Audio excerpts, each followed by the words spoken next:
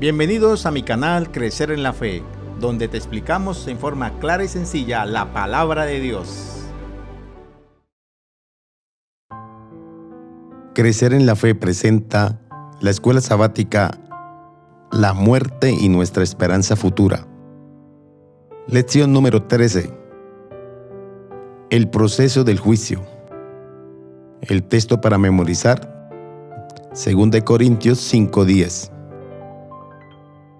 Porque es necesario que todos nosotros comparezcamos ante el tribunal de Cristo, para que cada uno reciba según lo que haya hecho mientras estaba en el cuerpo, sea bueno o sea malo.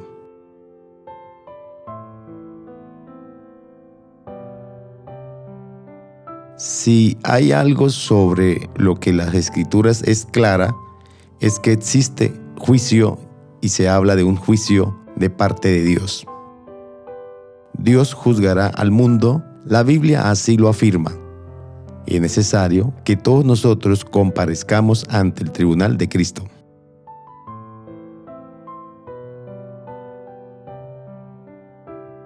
La Biblia también afirma 3 cosas muy importantes que tienen que ver con el juicio. Primero, que tenemos un Dios que es perfecto en sabiduría y es un juez justo. Segundo, que tenemos un Dios que sabe todas las cosas. Y tercero, que tenemos un Dios que conoce nuestras intenciones más secretas.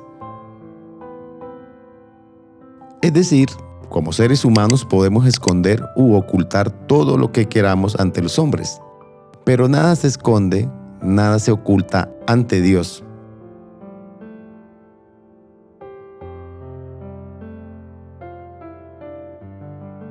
Hablar de un juicio implica hablar de salvación o de condenación. La gran verdad es que todos nosotros merecemos condenación, pero hay buenas noticias. Dios desea nuestra salvación y no nuestra condenación. Diles, vivo yo, dice Jehová el Señor, que no quiero la muerte del impío, sino que se vuelva el impío de su camino y que viva. Entonces, si Dios desea nuestra salvación y no nuestra condenación, ¿por qué juzgarnos? ¿Por qué no salvarnos a todos sin necesidad de un juicio? Dios juzga porque ama a la humanidad. De ahí que la teología del juicio de Dios es la máxima revelación y demostración del amor, de la verdad y de la justicia de Dios. El gobierno y los caminos de Dios demostraron ser rectos y justos. Dios es justo al justificar a los pecadores que aceptaron el sacrificio expiatorio de su Hijo y confiaron en Él como su Salvador personal.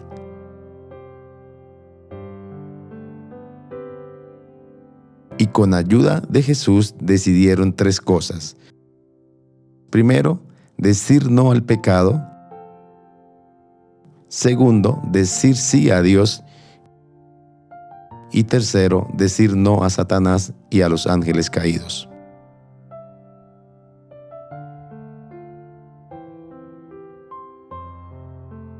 El proceso del juicio es de naturaleza cósmico-histórica. Hablamos que es de naturaleza cosmohistórica porque fue en un ser celestial, en Lucifer, en quien se dio comienzo a la rebelión en el cielo. Y luego esta rebelión se extendió a este mundo. Y por eso el juicio involucra a toda la humanidad de la historia.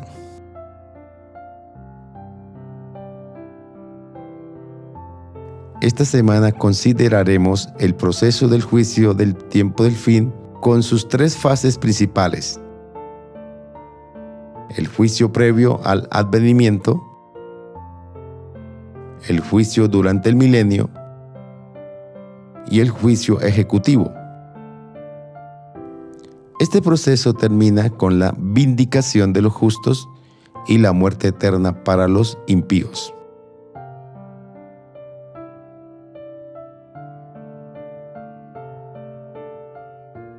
Y responderemos la pregunta: ¿Por qué es tan necesario y crucial el juicio de Dios en el contexto del gran conflicto cósmico?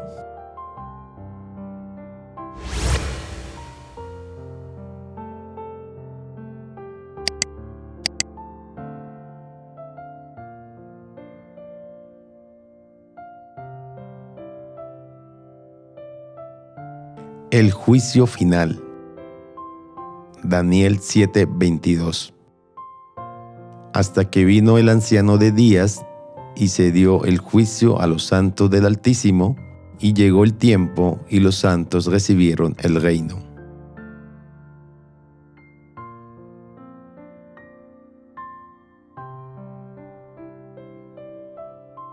Para muchos, la idea del juicio significa condenación. Y aunque la condenación es parte del proceso de un juicio, no debemos olvidar que la idea del juicio de Dios tiene también un lado positivo. Y este lado positivo se debe a que el juicio involucra la vindicación de los santos, la vindicación de los justos, como lo expresa el profeta Daniel.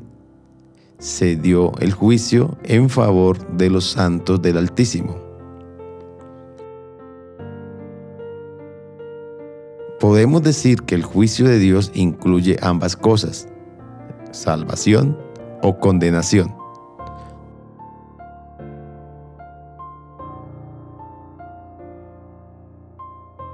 Tanto el Antiguo como el Nuevo Testamento hablan de juicio. Por ejemplo, en Primera de Reyes 8:32 dice: Tú oirás desde el cielo y actuarás y juzgarás a tus siervos, condenando al impío y justificando al justo para darle conforme a su justicia. Y en el Nuevo Testamento el apóstol Juan escribe lo siguiente: El que en él cree no es condenado. Y dijo además: Y no vendrá a condenación, mas ha pasado de muerte a vida. Estos dos textos de Juan 3 y Juan 5 enseñan tres cosas. Primero, que el Nuevo Testamento reafirma la existencia del juicio. Segundo, que los que están en Cristo no serán condenados en el juicio. Y tercero, que nuestro destino eterno se define en la vida presente, aceptando a Jesús como nuestro Salvador, como nuestro abogado.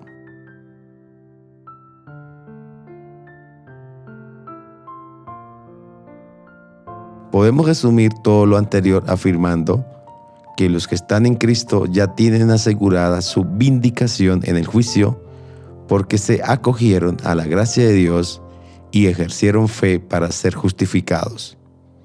Recuerda, la base del proceso judicial es la ley moral de Dios, resumida en los 10 mandamientos.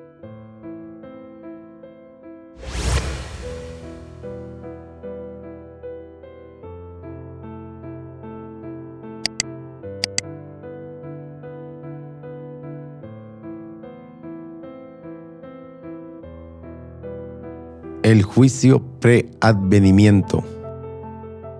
Daniel 7:9. Estuve mirando hasta que fueron puestos tronos, y se sentó un anciano de días cuyo vestido era blanco como la nieve, y el pelo de su cabeza como lana limpia.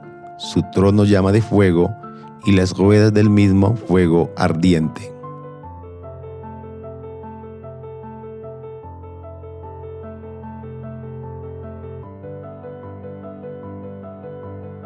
El concepto de juicio antes del regreso de Cristo, a lo que llamamos juicio preadvenimiento, se encuentra en muchos pasajes de las Sagradas Escrituras. Por ejemplo, Daniel 7, Mateo 22, Apocalipsis 11 y 14 hablan de ello.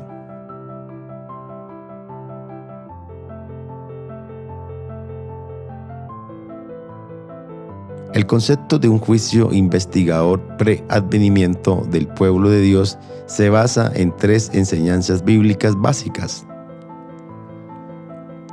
La primera es la noción de que todos los muertos, justos o injustos, permanecen inconscientes en sus tumbas hasta la resurrección final. La segunda es la existencia de un juicio universal de todos los seres humanos.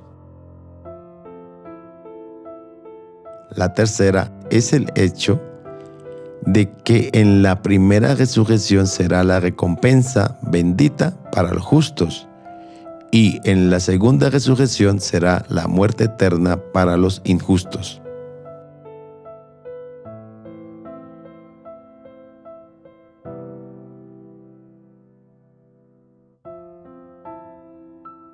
Estas tres enseñanzas bíblicas básicas nos llevan a concluir que antes del regreso de Jesús, es decir, antes de su segunda venida, se ha tenido que juzgar la vida de los seres humanos que tendrán parte en la primera resurrección y que serán llevados al cielo por un lapso de tiempo de 1000 años, conocido como el milenio.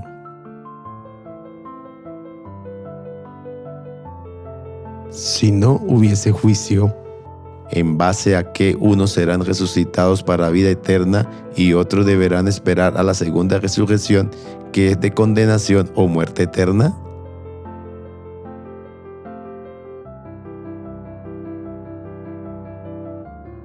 El libro de Daniel nos ayuda a comprender el tiempo y la naturaleza de ese juicio preadvenimiento. Este juicio ya está en ejecución. Según la profecía de Daniel, al final de los 2300 días simbólicos, es decir, en el año de 1844, se dio inicio al juicio investigador preadvenimiento de Daniel 7. Y él dijo, hasta 2300 tardes y mañanas, luego el santuario será purificado.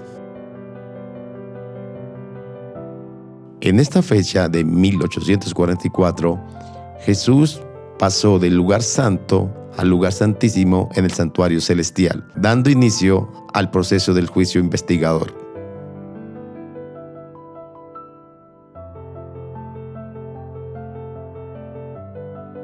A este juicio solo asisten y participan los ángeles y los mundos no caídos, ya que se celebra en el cielo, y este juicio se realiza mediante los registros celestiales de cada persona que profesó seguir a Jesús.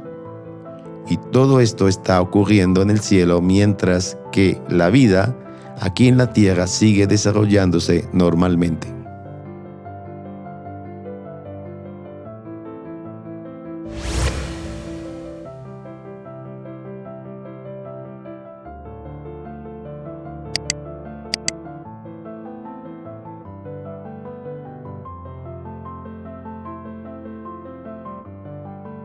El juicio durante el milenio. Apocalipsis 24. Y vi tronos, y se sentaron sobre ellos los que recibieron facultad de juzgar, y vi las almas de los decapitados por causa del testimonio de Jesús y por la palabra de Dios, los que no habían adorado a la bestia ni a su imagen, y que no recibieron la marca en sus frentes ni en sus manos, y vivieron y reinaron con Cristo 1000 años.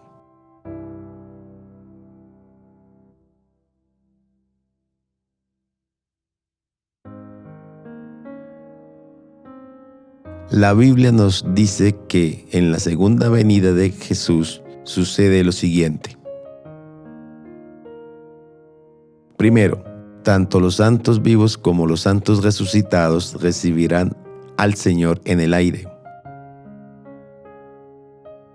Segundo, todos los santos serán llevados al cielo para habitar por 1000 años en las moradas que Él mismo preparó para ellos.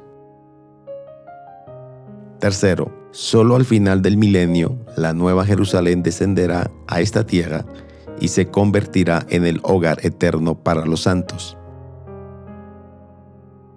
Cuarto, durante el milenio, los impíos permanecerán muertos en esta tierra desolada y vacía. Quinto, durante el milenio, los santos reinarán con Cristo en el cielo. Sexto, durante el milenio, los santos participaremos del juicio de los impíos y de los ángeles malos. Y séptimo, durante el milenio Satanás y sus ángeles permanecerán atados circunstancialmente en la tierra.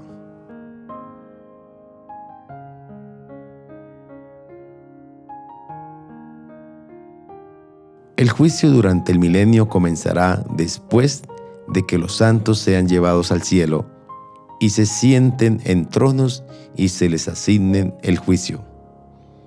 Entonces, una vez más, los libros celestiales se abren y son juzgados los muertos por las cosas que estaban escritas en los libros según sus obras.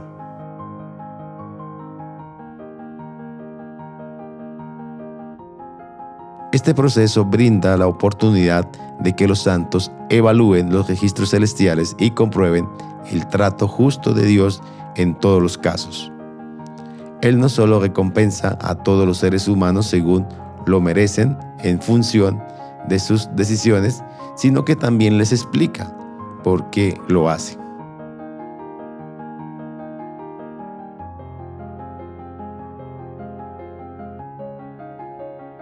Este proceso judicial tiene como objetivo 4 cosas. Primero, vindicar el carácter de Dios contra las acusaciones de Satanás de que Dios es injusto en la forma en que trata a sus criaturas. Segundo, confirmar la imparcialidad de las recompensas de los justos. Tercero, demostrar la justicia del castigo de los impíos. Y cuarto y último, disipar todas las dudas que pudieran conducir a otra rebelión en el universo.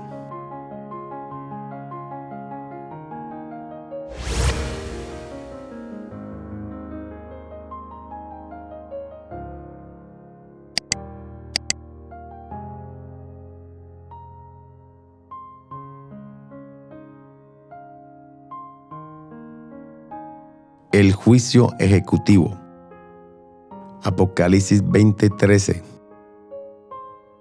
Y el mar entregó los muertos que habían en él, y la muerte y el Hades entregaron los muertos que habían en ellos, y fueron juzgados cada uno según sus obras.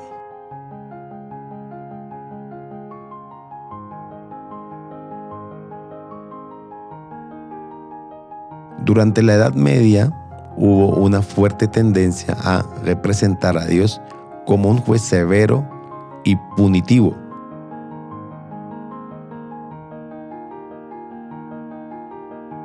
La tendencia actual es a describirlo como un padre amoroso y permisivo que nunca castiga a sus hijos. Sin embargo, el amor sin justicia se convertirá en caos y anarquía, y la justicia sin amor se convertirá en opresión y subyugación. Por eso, el proceso judicial de Dios es una combinación perfecta de 2 cosas: la justicia y la misericordia divina, atributos que derivan de su amor incondicional.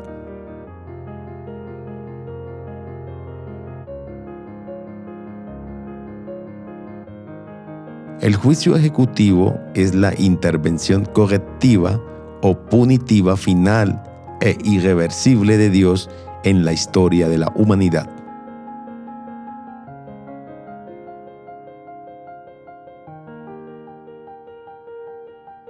Esta obra extraña de destrucción de parte de Dios se muestra en varios ejemplos bíblicos donde Dios hizo juicios punitivos limitados. Por ejemplo, primero, la expulsión de Satanás y de sus ángeles rebeldes del cielo. Otro ejemplo, la expulsión de Adán y de Eva del jardín del Edén. Un tercer ejemplo, el diluvio. El cuarto, la destrucción de Sodoma y de Gomorra. Quinto, la muerte de los primogénitos en Egipto. Y otro ejemplo es la muerte de Ananías y de Zafira.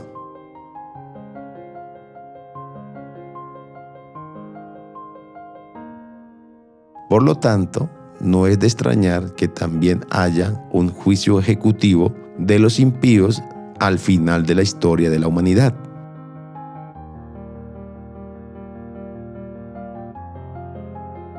Al finalizar el milenio, resucitarán aquellos que no resucitaron en la segunda venida de Jesús, serán juzgados por lo que hicieron en vida y condenados a una segunda muerte en el lago de fuego y azufre.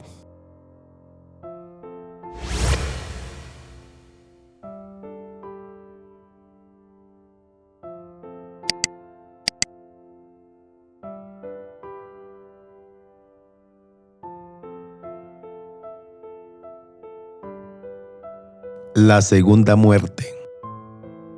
Apocalipsis 21:8. Pero los cobardes e incrédulos, los abominables y homicidas, los fornicarios y hechiceros, los idólatras y todos los mentirosos tendrán su parte en el lago que arde con fuego y azufre, que es la muerte segunda.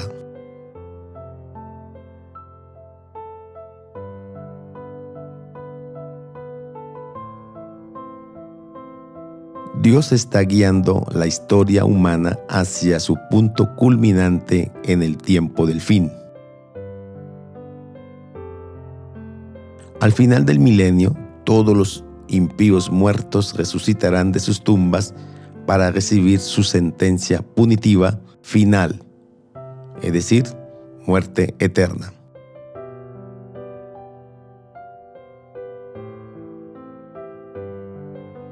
Entonces, cuando se termine todo el proceso de juzgar y no se le pueda agregar nada más, los malvados reconocerán la justicia de Dios.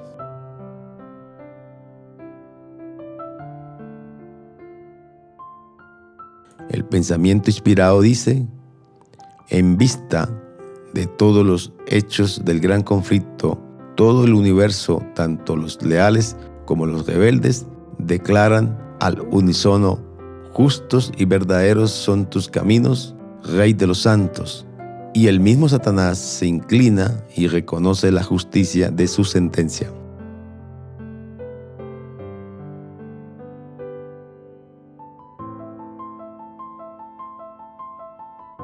Pero ¿destruirá el Dios de amor a las criaturas que creó?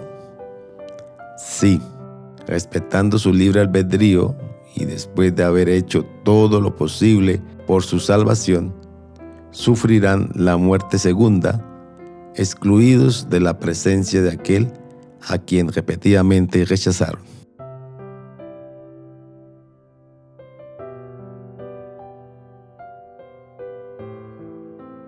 La destrucción final de Satanás y sus ángeles y de todos los impíos limpiará el universo del pecado y de sus consecuencias. El pecado que comenzó en Lucifer tendrá un final para nunca volver a seguir. El universo entero volverá a su perfección original. ¿Te gustaría vivir allí para siempre con Jesús y los redimidos?